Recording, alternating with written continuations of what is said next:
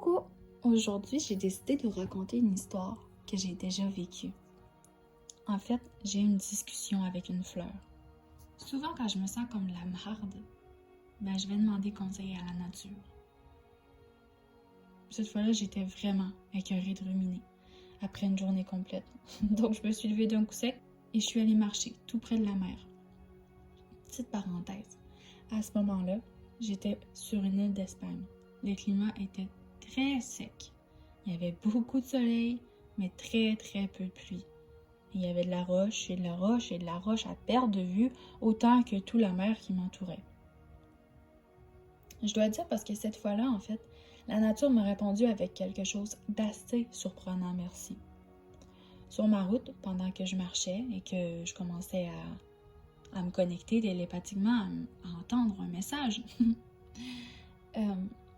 j'ai tout de suite remarqué une magnifique fleur, toute fragile, vivre dans une mini craque, entourée de roches incassables. J'étais complètement émerveillée par elle. Je comprenais pas comment elle avait fait pour pousser au travers tous ces roches, alors qu'elle était si délicate et si fragile. Alors je me suis assise à côté d'elle. Puis j'ai écouté qu'est-ce qu'elle avait à me dire. Elle a commencé à m'enseigner. Je vous rassure, je suis pas folle.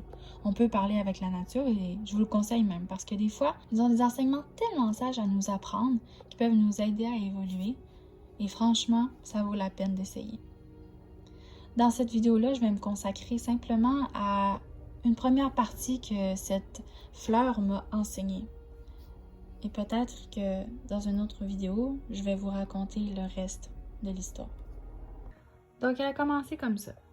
Elle m'a dit, tu sais, avant de pouvoir être ici avec toi, nuit et jour, je regardais autour constamment et je me comparais aux roches. L'angoisse et la frustration m'envahissaient souvent, voire même tout le temps, parce que je me sentais jamais à la hauteur. Je me sentais jamais assez. Après plusieurs années de tristesse, enfermée dans mon coin, dans cette noirceur et cette froideur, j'en pouvais plus. Alors j'ai décidé de changer mon regard parce que c'est tout ce que je pouvais faire. Au lieu de leur en vouloir d'être ce que moi je n'étais pas, j'ai commencé à regarder plus profondément ce que j'enviais autant d'elles. J'ai vite constaté que je les trouvais tellement fortes, tellement solides et tellement imposantes. Et donc j'ai compris que tout ce qui me dérangeait d'elles était ce que je ne reconnaissais pas en moi. Moi, je me sentais tout petite, je me sentais incapable, je me sentais inutile. J'ai soudainement ressenti moins de haine envers elles, moins de jalousie. Je me sentais beaucoup plus proche d'elles, un peu comme si on était des sœurs, même si nous étions très différentes. Je leur ai aussi demandé pardon pour toutes les mauvaises choses que j'avais pu penser ou dire à leur propos. Je me suis mis à les remercier d'avoir été un miroir pour moi. Et une grande compassion a commencé à m'habiter. Soudainement, j'ai senti une chaleur immense en moi m'envahir. Une force que j'avais jamais sentie, un feu tellement puissant. Et comme par magie, mes racines se sont mises à pousser. Après quelques jours, j'étais fière, j'étais contente, je me sentais forte. Et je poussais enfin après tant d'années à être incapable. Mais plus le temps avançait et plus je m'épuisais. Donc, j'ai commencé à me poser des questions.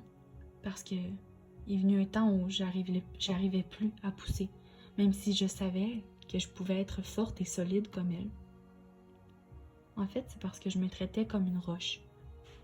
Mais j'étais qu'une fleur. Alors, je me suis questionnée. Encore plus. Qui suis-je, moi? C'est quoi mon rôle, moi, en tant que fleur? Oui, je peux être forte comme les roches. Oui, je peux m'inspirer d'elles. Mais moi, qui suis-je?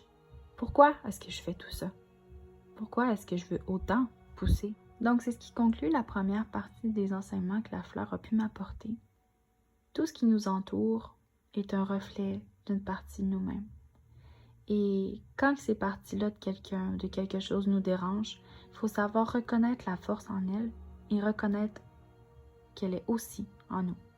Et utiliser l'effet miroir pour comprendre et se poser des questions. Pour savoir la suite des enseignements que la fleur m'a transmis, pour savoir comment il a fait pour se retrouver au travers ces craques de ces immenses roches, tout en étant aussi belle et si délicate. Il va falloir attendre la prochaine capsule pour que je puisse remettre en mots qu'est-ce que j'ai vécu. Donc, je vous fais un gros bisou et j'espère que vous avez aimé la petite histoire.